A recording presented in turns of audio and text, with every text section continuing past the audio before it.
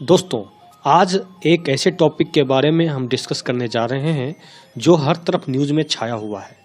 लेकिन कई ऐसे लोग हैं जिन्हें अभी तक डिजिटल करेंसी का सही अर्थ के बारे में पता नहीं चला है और वो अनजाने में क्रिप्टो करेंसी से तुलना कर रहे हैं। तो बने रहिए इस वीडियो में, क्योंकि हम आपको इससे रिलेटेड पूरी जानकारी देने वाले हैं। दोस्तों, चीन ने 2020 में एक स्पेशल प्रोजेक्ट के तहत अपनी मुद्रा युआन डिजिटल करेंसी का परीक्षण शुरू किया था। वहां के प्रमुख शहरों में लोगों को 200 डिजिटल युआन मुफ्त दिया गया, जिन्हें 14 दिन में खर्च करने को कहा गया। दुकानदारों को इसे करेंसी नोट जैसा ही मानने को कहा गया। परीक्षण सफल रहा। आज इस डिजिटल युआन को रेनमिनबी नाम से सभी ऐप स्वीकार कर रहे हैं। बीजिंग ओलंपिक में चीन इसे दुनिया के सामने रख सकता है। ऐसे ही पहल भारत में भी इस साल होने जा रही है। लेकिन आपके मन में सवाल उठ सकता है कि digital currency CBDC central bank digital currency को कौन लॉन्च करेगा? जवाब है RBI। जानिए कैसे होगी इसकी launching. Reserve bank of India यानी RBI नए फाइनेंशियल ईयर में CBDC को लॉन्च करेगा। नई करेंसी ब्लॉकचेन टेक्नोलॉजी पर आधारित होगी। जिस तरह क्रिप्टो करेंसी ब्लॉकचेन पर आधारित है, जिसके कारण इसको हैक करना हैकर के लिए नामुमकिन है। दोस्तों, यदि आप क्रिप्टो करेंसी के बारे में और ब्लॉकचेन कैसे काम करता है इसके बारे में जानना चाहते हैं तो इस वीडियो के डिस्क्रिप्शन में लिंक दे दिया गया है, तो आप वहां उस लिंक पर क्लिक करके देख सकते हैं, जहां मैंने डिटेल से बता रखा है। RBI की ओर से डिजिटल फॉर्म में जारी CBDC यानी सेंट्रल बैंक डिजिटल करेंसी एक लीगल टेंडर होगा। लीगल टेंडर मतलब आप डिजिटल रुपया से मार्केट में कोई भी प्रोडक्ट खरीद सकते हैं और बेच भी सकते हैं। सेंट्रल बैंक से जारी करेंसी की तरह CBDC होगा, लेकिन इसे नोट की तरह आप अपने जेब में नहीं रख सकते। यह करेंसी की तरह ही काम करेगा। साथ ही CBDC को नोट के साथ बदला भी जा सकेगा। यह इलेक्ट्रॉनिक रूप में आपके अकाउंट में दिखाई देगा। RBI की रिपोर्ट में बताया गया था कि CBDC से आप कैश के मुकाबले आसानी से और सुरक्षित तरीके से कहीं पर भी खरीदारी कर सकेंगे। अब आपके मन में सवाल उठता होगा कि क्या यह क्रिप्टो करेंसी जैसी होगी? इसका जवाब है नहीं। तो फिर कैसी होगी ये करेंसी? आइए जानते हैं। CBDC क्रिप्टो करेंसी नहीं है। भारतीय रिजर्व बैंक का CBDC एक लीगल टेंडर है। यानी मैंने पहले बताया था कि इससे आप मार्केट में कुछ भी खरीद सकेंगे या बेच सकते हैं।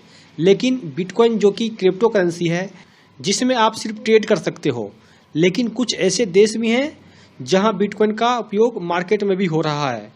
इसे RBI जारी करेगा, इसीलिए इसमें जोखिम नहीं होगा। इससे देश में आसानी से खरीदारी हो सकेगी। ये प्राइवेट वर्चुअल करेंसी बिटकॉइन से एकदम अलग होगी। साथ ही प्राइवेट वर्चुअल करेंसी यानी क्रिप्टो करेंसी किसी सरकार से नहीं जुड़े होने की वजह से इसमें जोखिम बहुत ज़्यादा होता है। अब आपके मन में सवाल होगा कि क्या बिटकॉइन की तरह ही यह भी जोखिम भरी करेंसी होगी? इसका जवाब है नहीं।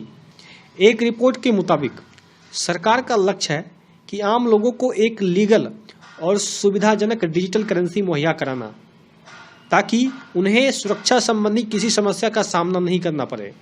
सरकार के बजट में डिजिटल करेंसी घोषणा बिटकॉइन और एथेरियम जैसी अन्य क्रिप्टो और वर्चुअल करेंसी को लेकर मंशा को व्यक्त करती है।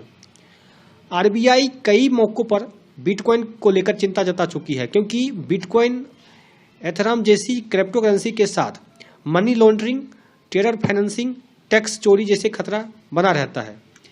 ऐसे में इसका इस्तेमाल आतंकवादी संगठन भी करते हैं।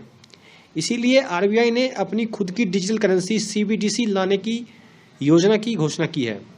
सवाल यह है कि क्या CBDC अन्य डिजिटल पेमेंट से ज़्यादा अच्छा है? इसका उत्तर है हाँ। अब जानते हैं कैसे।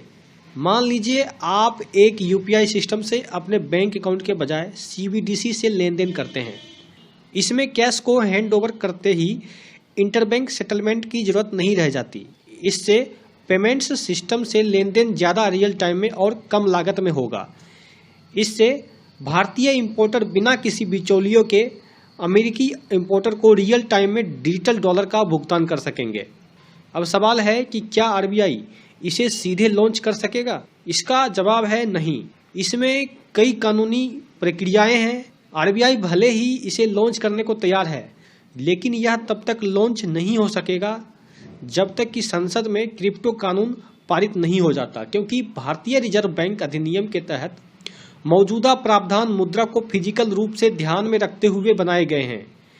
इसके परिणाम स्वरूप coinage act, foreign exchange management act और इंफॉर्मेशन टेक्नोलॉजी एक्ट में भी संशोधन की आवश्यकता होगी। सवाल है, क्या सीबीडीसी के आने से बैंकों पर असर होगा? इसका जवाब है हाँ।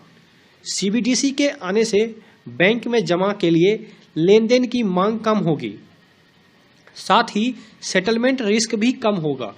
रिस्क फ्री होने के चलते सीबीडीसी बैंक डिपॉजिट को कम करेगा और साथ ही जमा पर सरकारी गारंटी में कटौती करेगा। वहीं यदि बैंक जमा राशि खो देते हैं तो क्रेडिट बनाने की उनकी क्षमता सीमित हो जाएगी, क्योंकि केंद्रीय बैंक निजी क्षेत्र को लोन प्रदान नहीं कर सकते हैं। अब सवाल है कि क्या अमेरिका, चीन और यूके की अपनी डिजिटल करेंसी है? इसका जवाब है नहीं। आइए जानते हैं कि किस देशों के पास अपनी खुद की डिजिटल करेंसी है। जैसा कि मैंने शुरुआत में ही बताया था कि चीन अपना डिजिटल करेंसी का परीक्षण कर रहा है। दिसंबर 2021 तक 87 देश, जिनकी वैश्विक जीडीपी में 90% से अधिक की हिस्सेदारी है, सीबीडीसी के बारे में रिसर्च कर जानकारी जुटा रहे थे। इनमें से 35 देश मई 2020 में सीबीडीसी लाने के प्रोजेक्ट पर विचार कर रहे थे। इनमें से 9 देश पहले ही सीबीडीसी को पूरी तरह लॉन्च कर चुके हैं। इनमें से बहामास, ईस्टर्न कैरेबियन और नाइजीरियन शामिल हैं। कैरेबियन देशों से बाहर नाइजीरिया ने भी हाल ही में अपनी सीबीडीसी ई नायरा लॉन्च की है। हालांकि 4 सबसे बड़े central bank America, Europe, Japan और यूके वाले प्रमुख देश अपने सीबीडीसी लॉन्च करने में सबसे पीछे हैं। चीन और दक्षिण कोरिया सहित 14 देश ऐसे हैं जो अपने सीबीडीसी के साथ प्रायोगिक चरण में हैं और जल्द ही इसे लॉन्च करने की तैयारी कर रहे हैं। क्या डिजिटल करेंसी आम लोगों के लिए फायदेमंद साबित होगी? इसका उत्तर है हाँ। डिजिटल करेंसी आने से सरकार के साथ आम लोगों और बिजनेस के लिए लेन देन की लागत कम हो जाएगी। जैसे यूएई में एक वर्कर को सैलरी का 50% हिस्सा डिजिटल मनी के रूप में मिलता है। इससे ये लोग अन्य देशों में मौजूद अपने रिश्तेदारों को आसानी से और बिना शुल्क दिए पैसे भेज सकते हैं। वर्ल्ड बैंक का अनुमान है कि अभी इस तरह दूसरे देशों में पैसे भेजने पर 7% से अधिक का शुल्क चुकाना पड़ता है, जबकि डिजिटल करेंसी के आने से इसमें सिर्फ 2% की कमी आएगी।